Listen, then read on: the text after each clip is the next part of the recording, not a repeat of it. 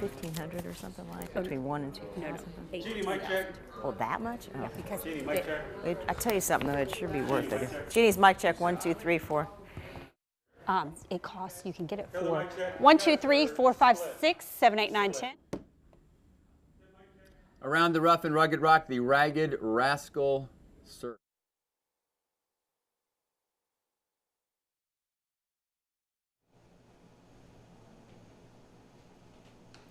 Mic checking. This is Jeff. 1, 2, 3, 4, 5, 6, 7, 8, etc. We good?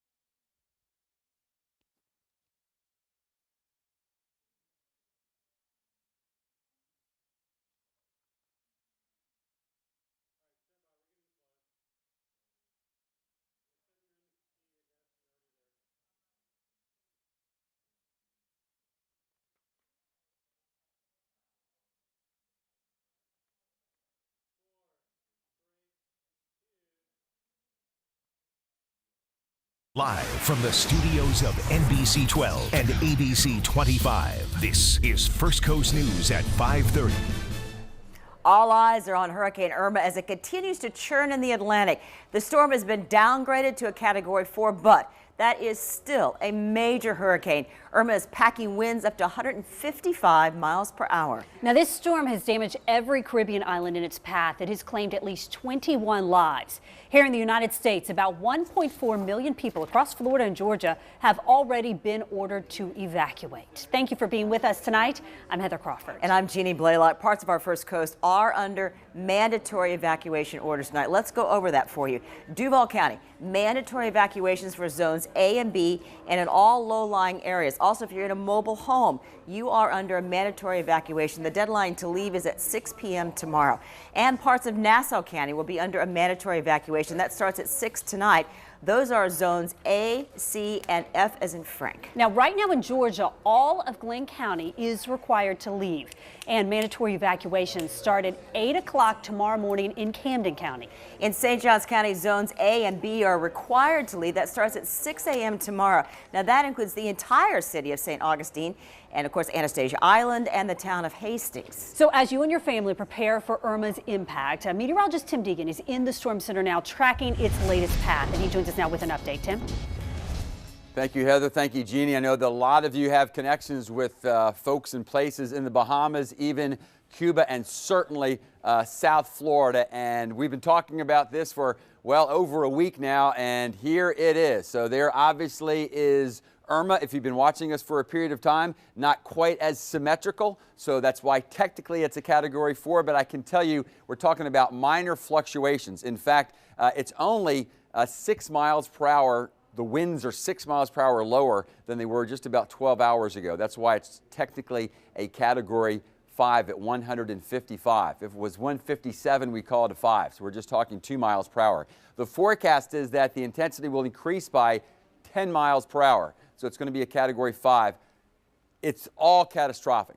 All right, so the bottom line is this event is a catastrophic event, and it looks like now we'll brush the northern Cuban coastline. I'm about ready to show you the new official forecast, but I do want to mention, although it's smooth, even the official forecasters tell you right in here, it's going to pivot. It's a term I've been trying to use because it's probably not going to make a nice, even, smooth turn, and it's probably not going to do it all at the same speed. We're going to talk about wobbles and stalling and the whole bit. Now, unfortunately, it's going to do that on in some of the warmest water of all of what we call the Atlantic Basin. That is the Atlantic, the Caribbean, and the Gulf of Mexico. And it's one of the reasons why that although you might think, well, gosh, some of the circulation is certainly being impacted by the mountains of Cuba, and then you have some land mass here, but because it might pivot right over some of that very warm water, 88 to 90 degrees, it may be enough, unfortunately, for this to maintain itself as a catastrophic hurricane.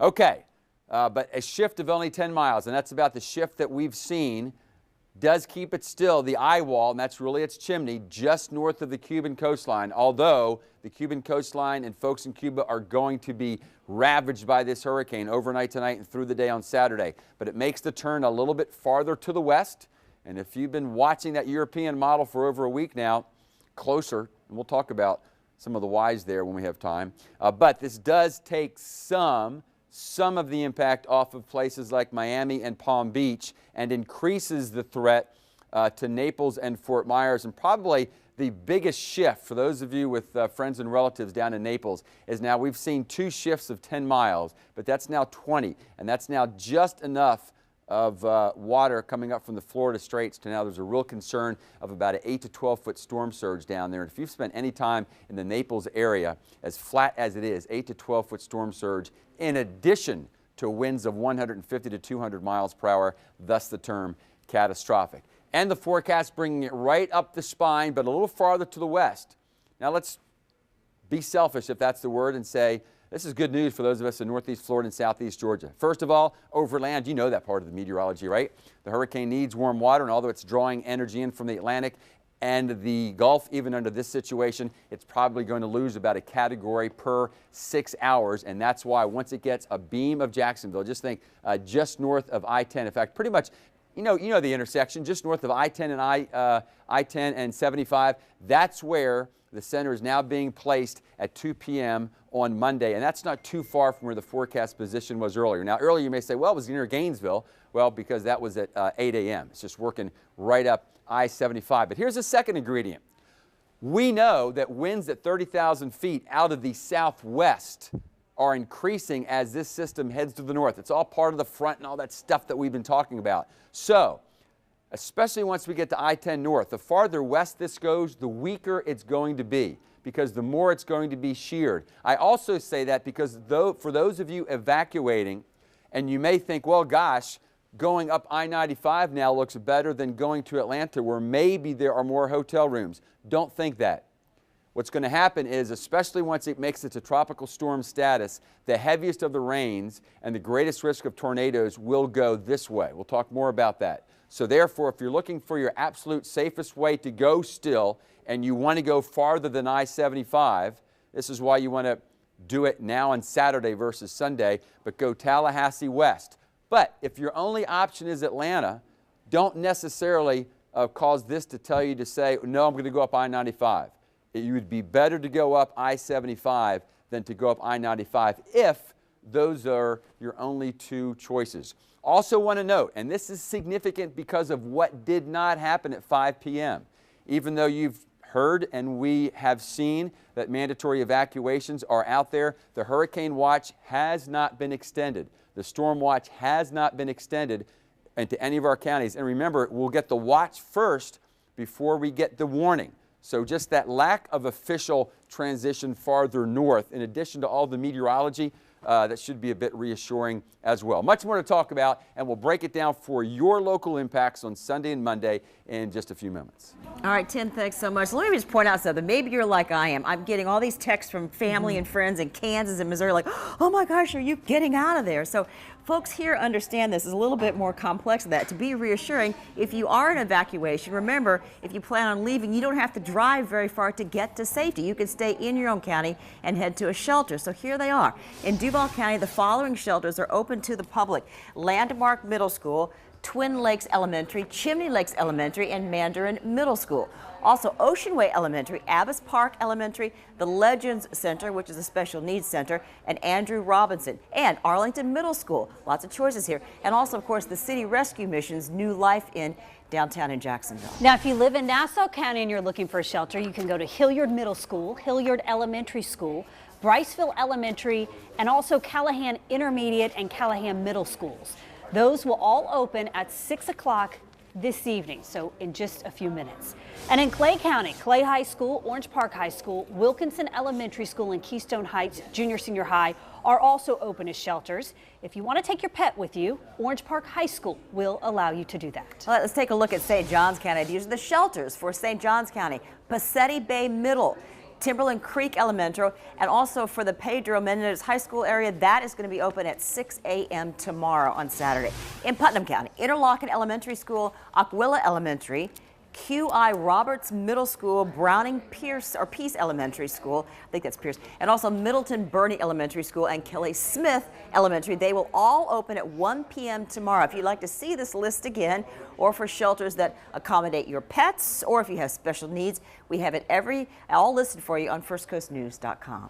Well, if you and your family are trying to get out of town by flying out of Jacksonville International Airport, we want to let you know that the airport has announced that it is going to end all commercial flights Saturday night due to Hurricane Irma.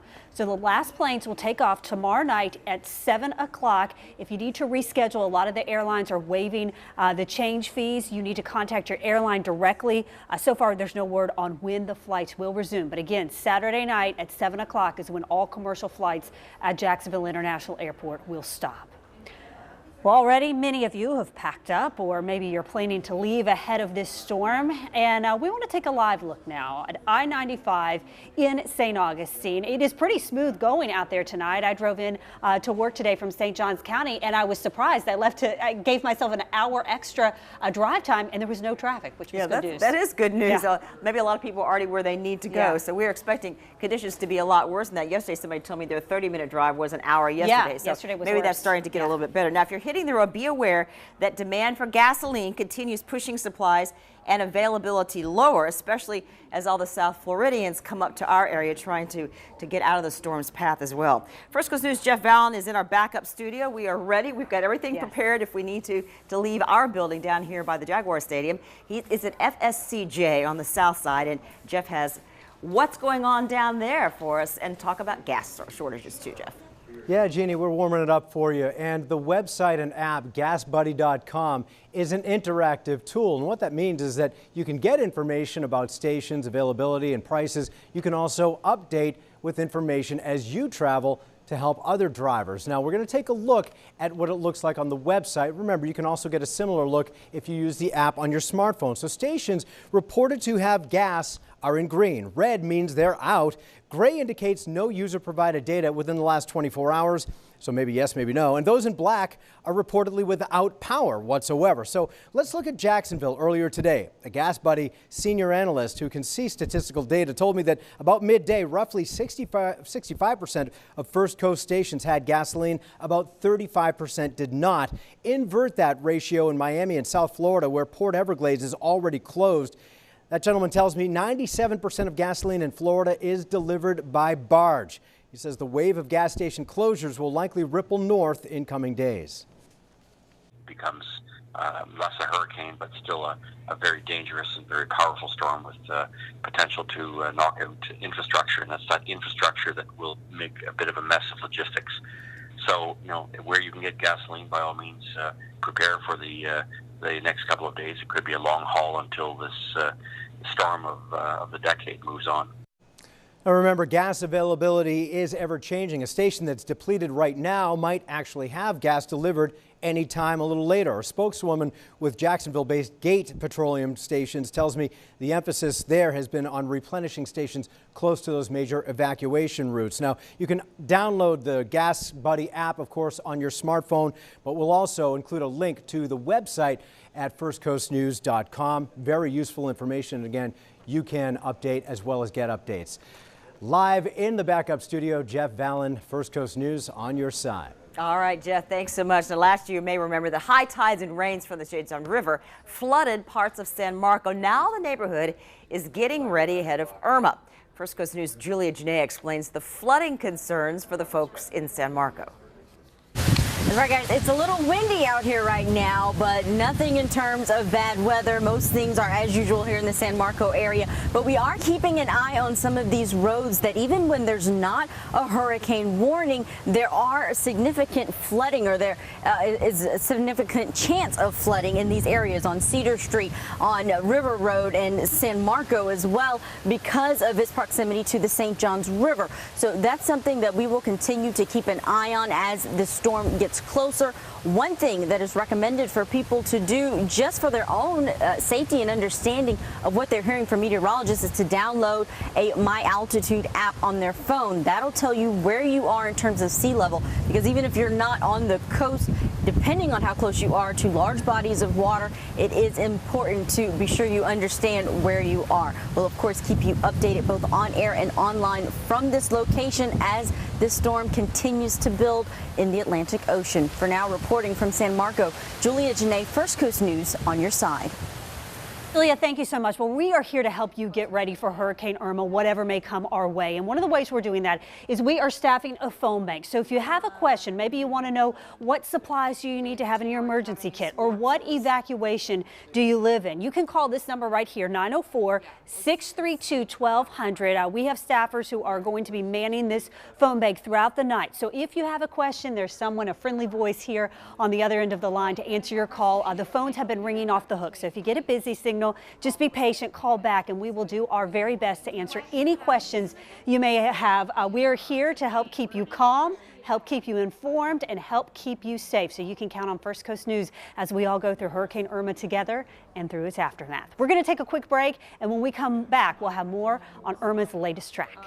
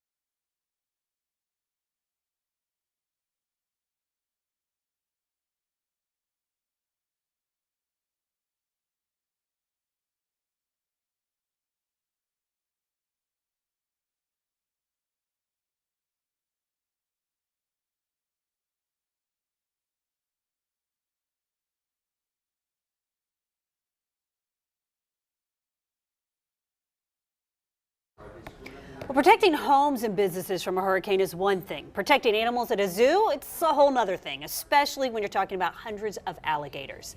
Jessica Clark tonight reports on how the St. Augustine Alligator Farm is prepping for Irma. So we've already started lowering the water. John Brugad runs the St. Augustine Alligator Farm and is preparing for Hurricane Irma. Unfortunately, it hasn't even been a year since we've had to do this, so we're kind of familiar with what we're doing. One of the first things he and his staff do to prep for a hurricane is drain some of the water out of the park's enclosed swamp, where more than 200 gators and crocodiles are on display. It's about a foot lower than normal, but during Hurricane Matthew, the water was up to where we're standing here. That was a 3 to 4 foot rise. Alligators, all the neighbors always ask, what are you going to do with the alligators? They stay here. And as soon as they feel the low pressure come in, alligators kind of submerge to the bottom and they wait. Even if waters do rise, the park is doubly enclosed. Everywhere in the park is a minimum of 2 fences, and in some places there's 3. The park also puts several layers around its venomous snakes. The venomous snakes all go in a pillowcase, and then that's either tied or zipped shut. They can breathe through that just fine, so it's a dark place, it calms them down. Then they go in a locked box with some air holes drilled in that. And they stay inside a super strong building like they did during Hurricane Matthew. So we know that we can capture every bird and monkey on the property in between 3 and 5 hours. Like last year, they went into kennels inside a building at the park. And to safely house some of the park's bigger birds, the Alligator Farm will even use the public restrooms. It worked beautifully last year, yeah. The stork, you just peek open the door and he's there. The bathroom's a great place. It's easy to clean, you know, we can bleach it from one end to the other. But let's go back to those toothy fellas and the public's fear of having them swim away in a storm. We'd have to get about a 10 or 12 foot surge to get over our secondary fences. And the storm surge with Irma is only predicted to be 2 to 5 feet, less than it was for Matthew. But if for some reason the water's rise is double than forecast. If the water's pouring over the fence itself, then they may go with the water, you know, but we've been here 125 years and we've never had that problem. So knock on wood, we're not going to have it again this time. In St. Augustine, Jessica Clark, First Coast News, on your side. Makes us all feel a little safer, right? I was going to say hallelujah. Wow. The Gators are staying put. Thank goodness. But we do want to tell you, if you are in Nassau County, don't try to go to Callahan for gasoline. We just got some information from Dave Richardson, the PIO, the Public Information Officer with the Nassau County EOC. There's the sound coming in. All gas stations in Callahan are without gas, and they don't expect it to come back until next Tuesday. So got to travel a little ways away. And that Gas Buddy app really is helpful to tell you which gas stations have it. And even if you go to other gas stations that don't have it, they are trying to refill them up as quickly as possible. I've heard that has been a really good app. So with that said, you know, not maybe, you have time to wait until that app tells you where there's gas. I really want to emphasize that, folks. This is not me saying don't go, but if you don't want to go searching for gas and want to wait until there's gas, I'm talking particularly to those of you in Nassau County, although we have a nor'easter developing, and we have squalls developing, that is heavy rains, that's not a part of Irma. There's Irma still 700 miles away. You still have, even if you don't want to think about getting gas the rest of Friday evening, you have all day Saturday to get that done. I'd like to see you have it done by sunset Saturday, but you know what, even for those of you from Nassau County North, if you need to do it Sunday morning, you still have time. So hopefully that helps somewhat. So again, if you didn't see it, this is the update. 155 miles per hour, Category 4, just as a reminder, a Category 5 is 157 miles per hour, folks. So this is basically the same catastrophic animal. And here's the forecast. If you've been with us through the week, there's been discussion about the smooth curve that the Hurricane Center is going with. And I'm not being critical of them at all. This is how they have to draw it up. But the fact is, because we're going from a purely tropical environment now up to those fronts we've talked about, and that means we're headed up toward the subtropical and polar jet stream. It's a whole different environment. So this system is going to pivot in some form or fashion as it makes that transition. So that's why, although right now it appears worse, that is the combination of highest winds and highest storm surge for the lower and middle Keys and Naples. That doesn't mean that the upper Keys and Palm Beach and Miami are out of the woods yet, although certainly the trend for them has been a little bit better. Gosh, we could almost say this is an I-75 line. Now, for those of you that have continued to see the cone go westward, as a reminder, this doesn't mean that there's a concern now for the Tallahassee area to have a major hurricane at all. Notice the forecast is for this to be a tropical storm by 2 p.m. on Monday, and by 2 p.m. on Monday, the damaging winds only about 30 miles in either direction. In other words, if this goes even farther west than 82 degrees west, it'll shear itself apart, so it'll be even weaker. I do want to zoom into the hurricane watches. They're still south of us, just barely. You folks in Flagler County? No. Volusia County? Yes. Storm watch just south of you as well. Quickly, this is what it means for those of us in northeastern Florida. Increasingly, my greatest concern being the heavy rains and then the isolated tornadoes on Monday. For those of you in southeastern Georgia, yes, there is that forecast of 6 to 10, but we may be able to lessen that soon. Isolated tornadoes for you would be later on Monday, and the highest concern for tornadoes will be for those of you inland, west of Highway 301, again on Monday. Much more to talk about in detail, and we'll do that for you in just a few moments.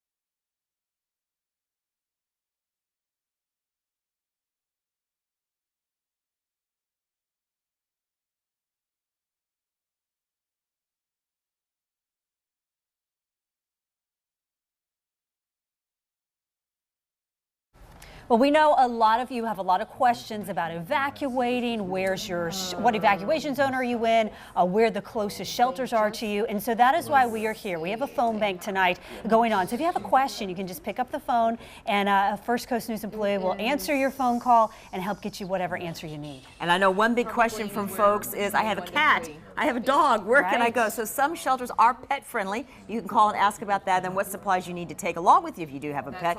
But they say 90% of the questions right now are coming from people who say, I still am not clear on what evacuation zone I'm in. That's a very, very good question. So feel free to call 632-1200, and in just a moment we'll check on the latest track for Hurricane Irma. Hotline, how may I help you? 60 to 80.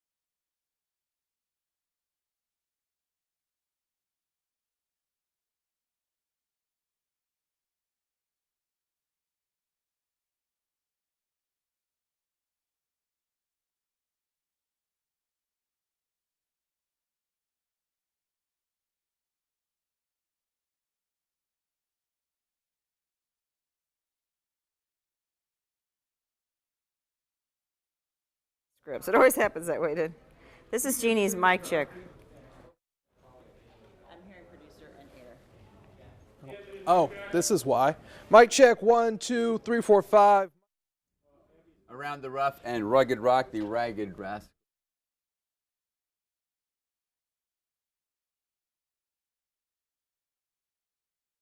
Let's suck it up for 3 hours if we just go to meeting.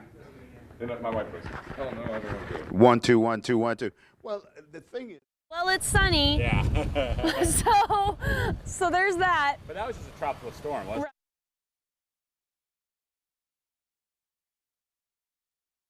Mic check.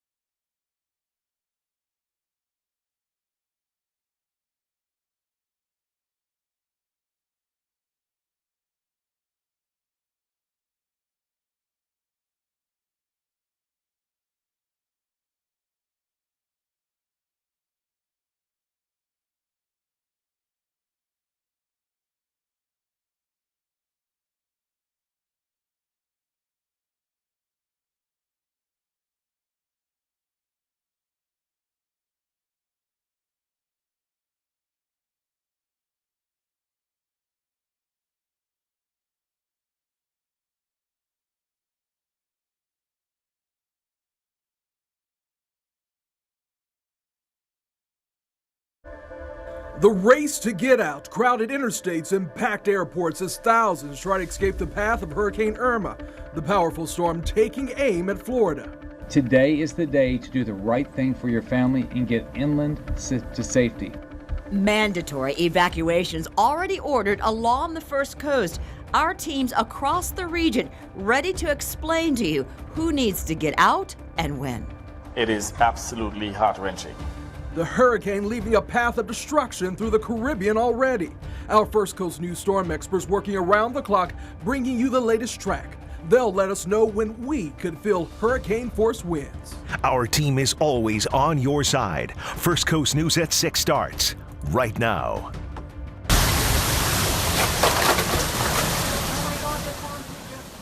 And right now at 6, Hurricane Irma is about 700 miles away from the First Coast. This powerful storm has already caused unprecedented destruction and left at least 21 people dead.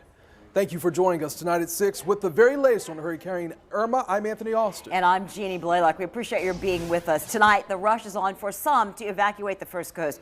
You're looking live right now over northern St. Johns County, where traffic at times today has been increasingly heavy. So here's what you need to know right now at 6. A mandatory evacuation is now in effect for Nassau County, for parts of Nassau County, I should say, for zones A, C, and F. Around 250,000 people are under mandatory evacuations here in Duval County. That includes zones A and B and also low-lying areas and those in mobile homes. You have to be out by 6 tomorrow morning. Also, all flights to and from JIA will be canceled as of 7 p.m. Saturday. However, I have heard from some friends that their flights have been canceled by their airlines, so you do want to check. Absolutely. Now, this is what our friends and family in South Florida are expecting. A Category 4, strong enough to collapse homes and uproot trees. But we want to be careful. We don't want everybody too scared. We got to take this seriously, but that is not what we're expecting on our First Coast. Yes, it is going to be very rough weather, but not catastrophic, and there's a huge difference there. Let's get right to storm expert Tim Deegan. Tim? Thanks, Jeannie. That really continues to be the headline that we've been trying to emphasize for the last 3 to 4 days, that certainly we want you to focus on the significance of Irma for us, but it's going to be a different animal than the catastrophic event that will impact in some form or fashion South Florida. Will Miami and the Palm Beach area be hit as hard as Naples? Maybe not. Maybe so. Who will get the worst storm surge? Right now, it looks like it's going to be the lower and middle Keys and the Naples area. But in any event, that's where the catastrophic event will be. And then gradually, probably about every 6 hours, this hurricane will lose energy by about 1 category, so that by now, again, this is the official forecast, when you look at this position, which is 2 p.m. Monday, that is right lined up with the First Coast, but notice it's inland down to a tropical storm.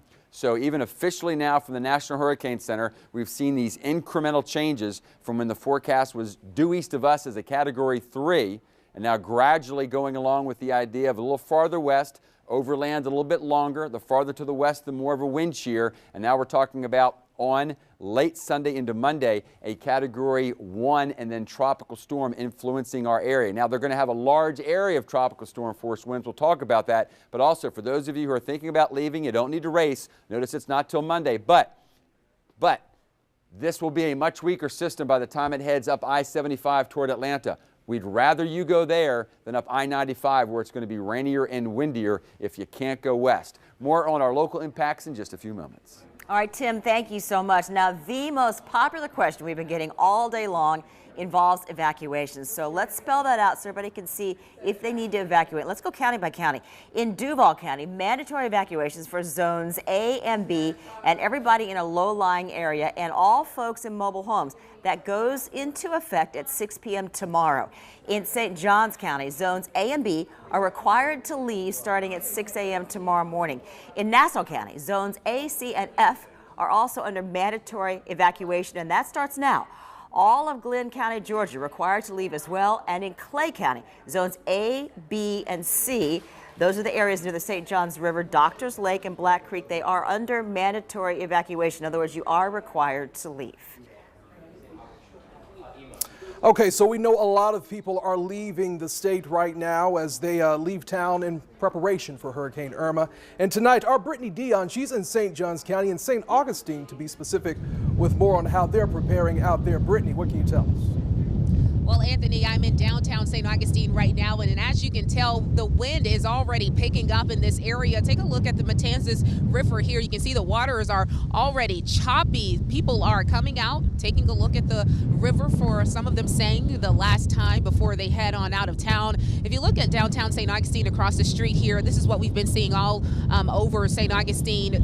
Houses and businesses boarded up, as well as a lot of people have sandbags out preparing for those storm surges that they are expecting in this area. Now, I was here last year during Hurricane Matthew, and I'll tell you, there's a little bit of a difference I'm noticing. Last year, this area was a ghost town. Tonight, we have cars lined up and down the street, people coming out, walking like it's a regular day. Some people tell me they do plan to hunker down and stay inside of their homes. Others saying that they're going to take these last few hours they have before that mandatory evacuation goes into effect tomorrow morning to pack up the rest of their belongings and head on out of town. Now, we heard from first responders earlier this evening. Once this mandatory evacuation goes into effect tomorrow morning, the folks who decide to hunker down need to realize that first responders will not come to you until the threat of this storm of danger has passed over this area. Go ahead and take a listen to what the first responders here in St. Augustine are saying. And those shelters open up at 6 a.m. tomorrow morning as well. The first is Passetti Bay Middle School. That is a special needs shelter. It's the only shelter we have right now that's open that's a special needs shelter. So if you have unique or special medical needs, you want to go to Passetti Bay Middle School. Then we have Timberland Creek Elementary and Southwood Elementary. Those are both pet-friendly shelters.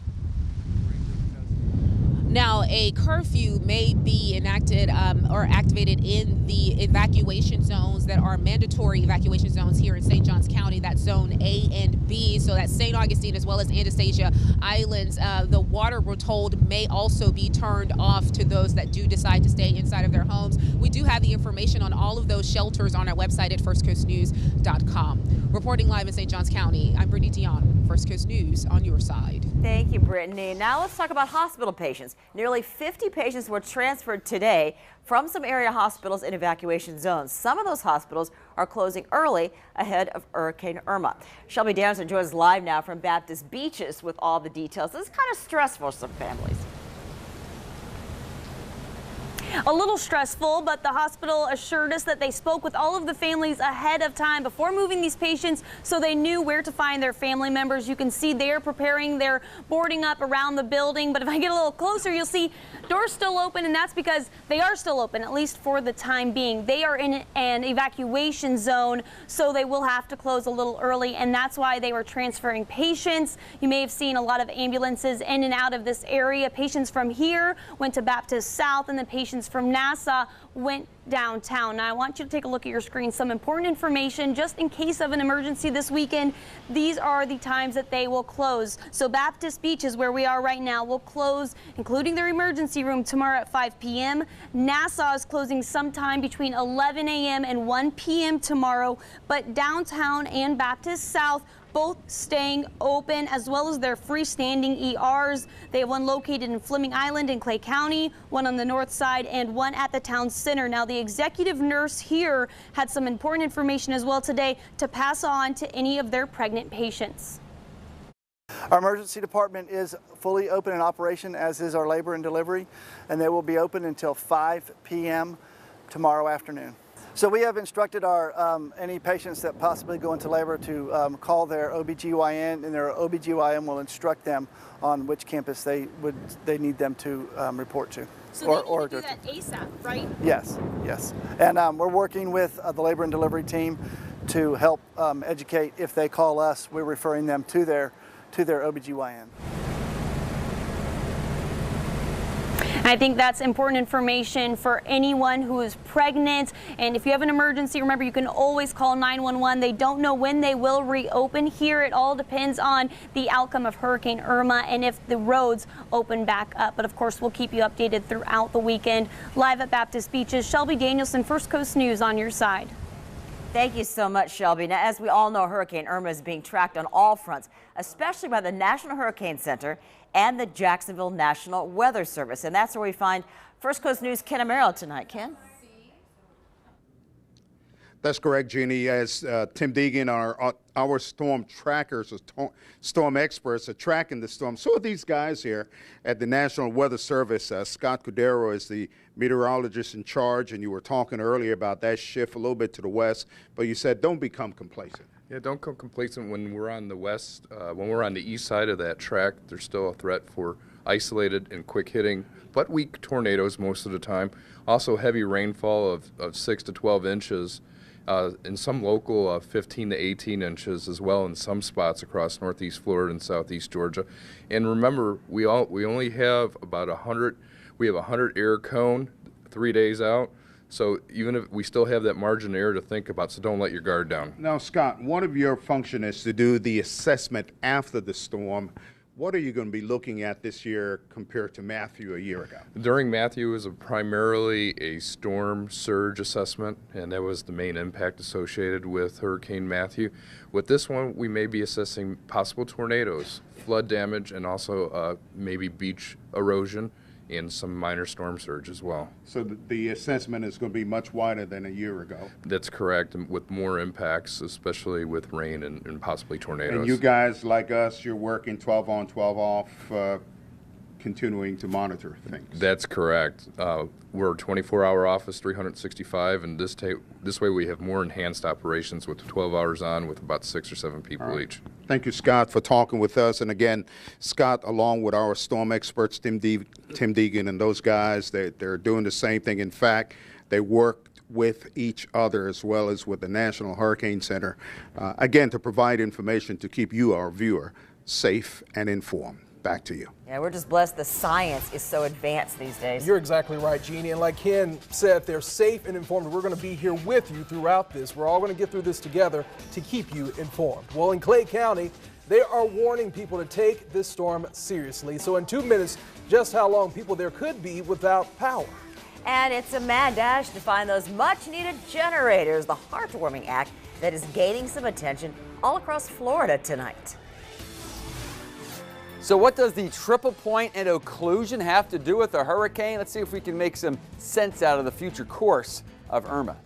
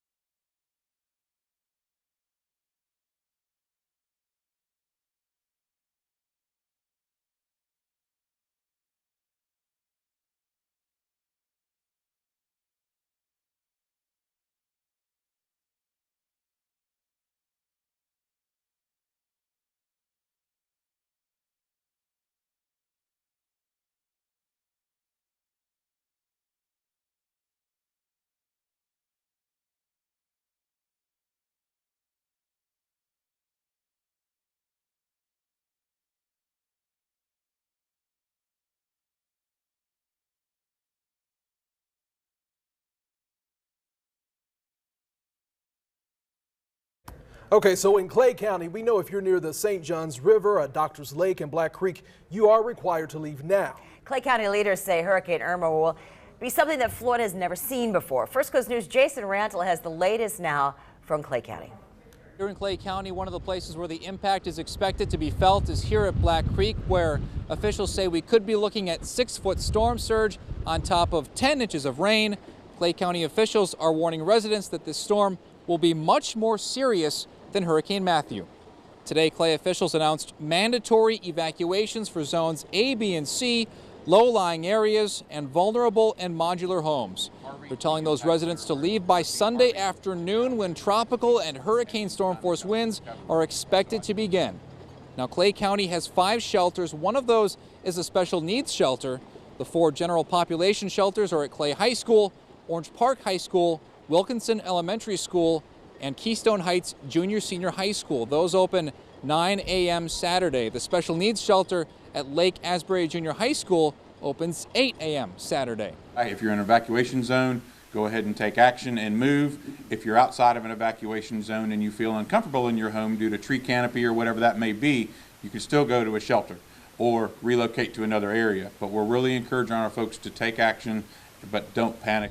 And as for electricity, Clay Electric says they're bringing in outside help to restore power after the storm as quickly and safely as possible. They're telling customers to anticipate a week or more without power. In Clay County, Jason Rantola, First Coast News, on your side. All right, Jason, thank you. So if you're worried your food might spoil while you're away from home, there's a simple trick you can do. We're going to talk about that in just a few minutes, but Governor Scott is speaking right now. Let's listen.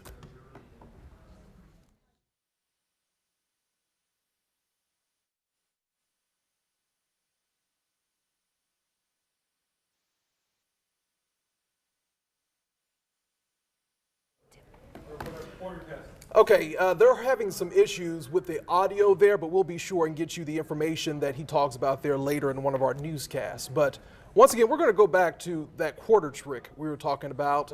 Maybe you've probably saw it on social media by now. It's where you place a cup of water in the freezer, and once it's frozen, you place a quarter on top before you leave. And when you return, the quarter is on top, then you know the food remained at a safe temperature. Now, if the quarter is on the bottom of that cup, even if it's refrozen, you know that you probably lost power long enough for everything to defrost, and you probably should take a careful look at the food. Just don't eat it. Exactly right. Exactly. Good advice, Jeannie. Well, in times like this, we know finding a generator can be hard. It's like finding gold. Yeah, don't you need just one little bit of good news right now? Let's do this. It's a very heartwarming story. We want to show you this. Pam Brecky made her way to a Lowe's. Now, this is in Central Florida. She needed a generator. She was the last one in line to not get one. So she was telling folks that her father's on oxygen, her spouse not well either. And then that man right there, Ramon Santiago, we understand he barely speaks English. Bless his heart, he saw her heartbroken and in tears, and you know what he did? He said, well, I'll tell you what, you can have my generator. Oh. I don't know him at all. He's a stranger. He's an angel from God is what he is. How about that? That is so good. I love that. Now, if you need help setting up your generator, we have information on firstcoastnews.com. And today, I got a lesson from a state-certified electrician. And so, step by step, I put a video on my Facebook page, Jeannie Blaylock, and that might help you as well. That's right. I love that story. It's all about helping people at times like that's this. good. That's a shot. Well, That's better than a shot of espresso right there. I love it. There right, you go. So, I know we're worried about ourselves, but there's been a major shift for Miami. A lot of folks have relatives in South Florida. It's a major shift as long as it holds. As it holds, right. As long as it holds, then it would mean winds of 80 to 100 versus 150 to 200 Wow. and less of a storm surge. Unfortunately, that then means that has shifted to Naples. Let's take a look, and we're going to do some meteorological talk. And this is what Jeannie means by major. So each shift has been incremental. But now we've had about 3 to 4 of these shifts of 10 to 15 miles. And instead of being the forecast line right over Miami and Palm Beach, it's now right over the lower Keys through Naples. And with the last shift, just that 5 to 10 mile shift is just enough to where there's just enough water to where there could be over a 12-foot storm surge in addition to the 150 to 200 mile winds for the folks in Naples. And then we see it headed right up I-75. Again, if it goes any farther off to the west, it just means it's going to be sheared apart or weakened that much quicker. We'll talk about that in a bit. Also want to emphasize the significance of what didn't happen. The National Hurricane Center has not extended the hurricane watch any farther north than Volusia County. So the hurricane warnings are still down at Sebastian. The hurricane watch goes to Volusia and Flagler, although it's been extended on the west coast. That's significant for us. Breaking it down for you, looking for wind gusts to 75. Rainfall totals and isolated tornadoes, especially as we head toward Monday, becoming my bigger concern for those of us east of Highway 301 in northeastern Florida. The surge of 6 to 10 feet in the upper estuaries of coastal Camden and Glenn County. We still have that as an official forecast, but we might get to drop that down if we continue to see this trend of a Category 1 to a tropical storm that we're dealing with here on the First Coast. For those of you west of Highway 301, the big concern, in addition to the rains, will be the tornadic threat, and the greatest threat then will be on Monday. Again, right now we're dealing with the nor'easter. That's the front, that's the hurricane. Let's talk about the triple point. This is a hurricane coming out of a tropical scenario, but combining with two cool fronts so that by the time it makes it to I-10, the low pressure system heads to the northwest, but at the triple point, the worst of the weather heads northeast. More in a few moments. Whew.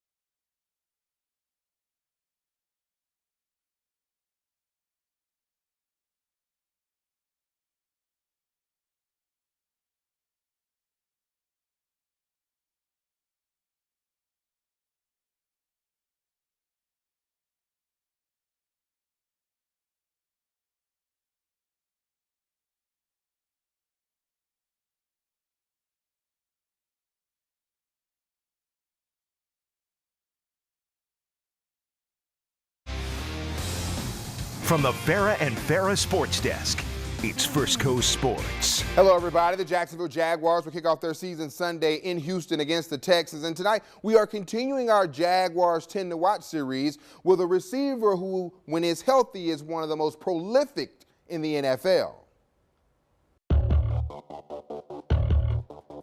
You know, the first couple of years I was dealing with injuries that prevented me to be on the field, but now last year I had the opportunity to be out there. And this year I'm actually doing pretty well as far as staying healthy.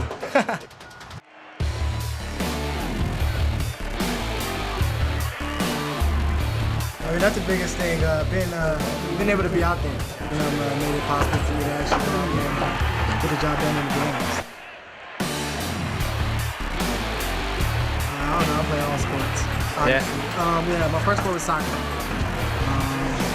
First sport ever for the first 4 years. You strike me as a FIFA guy. FIFA, I am terrible at video games. Yeah. To let you know that now. Not good at all. You know, we go out there and work every day, so at the end of the day, based off the work that we put in this camp and these last couple of days, I feel very confident as far as we go out there and handle our business. Regardless of what situation for ourselves, and I feel like we'll be able to get ourselves out. The Jaguars and Texans kick off Sunday at 1. Also, FSU game Saturday canceled, Florida game Saturday canceled as well.